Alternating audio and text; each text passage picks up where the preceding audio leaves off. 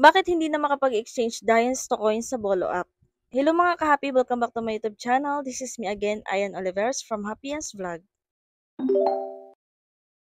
Pag-uusapan po natin ngayon is about kay Bolo app application kasi nag-update po ulit si Bolo app and then may mga nagtataka kung bakit hindi na daw makapag-exchange Dias to coins.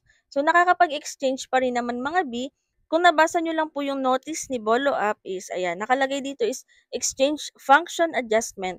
Dear users, in order to continuously optimize the app, we will make the following adjustment to exchange function. Starting today, June 25, 2025, the minimum transaction amount of the exchange will be adjusted from 10,000 diamonds to 100,000 diamonds.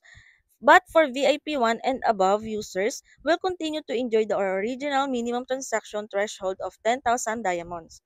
This adjustment will help improve the overall transaction processing speed and stability. So, ang pwede na lang po mag-exchange ng minimum of 10,000 diamonds ay yung mga nag-avail ng VIP 1 pataas. So, sa mga nagtatanong naman dyan kung ano yung pinakamurang VIP or kung magkano i-avail, pinakamura na po is 120,000 coins ang kailangan mo para makapag-avail kayo ng VIP. Valid for 30 days po siya. So, after 30 days, magre-renew ka ulit kung gusto mo. And then, para sa mga hindi naman po VIP users, kumbaga regular host lang tulad natin, kailangan po is 100,000 diamonds yung minimum para makapag-exchange Dias to coins tayo. Sa iba namang kakilala ko dito sa Bolo app is okay lang daw sa kanila kasi nga mga hindi na daw sila nakaka-withdraw kaya exchange to coins. So ngayon, mas okay daw para sa kanila yung update ni Bolo app kasi may iwasan na nila yung maglipat ng diamonds sa coins. And then, ayun, makakaipon na sila para may masahod sila. So, same din sa akin kasi mga ako kasi is nag-exchange to coins din ako pang laro and then pang hagis-hagis. Pero ngayon is bumibili na ako.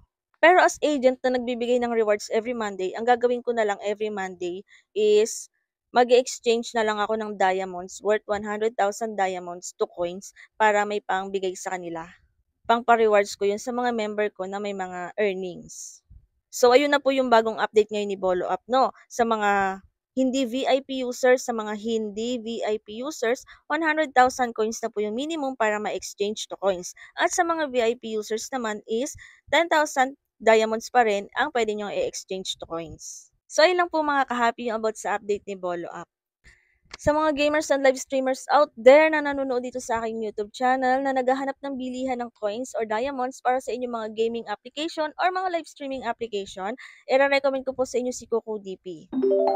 Si CocoDP ay isang top of website kung saan ay mura po yung mga bilihin at mabilis din po yung transaction. Ikaw mismo yung magpa-process ng transaction, wala ka ng mga coin seller or agents nahihintayin mag-reply kung available ba or pwedeng bumili ng coins or diamonds. At dito kay CocoDP, 24/7 open po siya kaya open na open siya tuwing madaling araw. Sa mga mahilig dyan maglaro tuwing madaling araw ay pwede kang bumili ng coins dito kay CocoDP.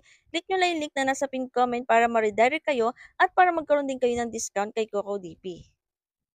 So, pagdating nyo dito, makikita nyo yung mga iba't ibang gaming application. Ayan, may mga Mobile Legends, COC, PUBG, Ragnarok. Meron ding mga live streaming application. Kung familiar kayo kay Bigo Live.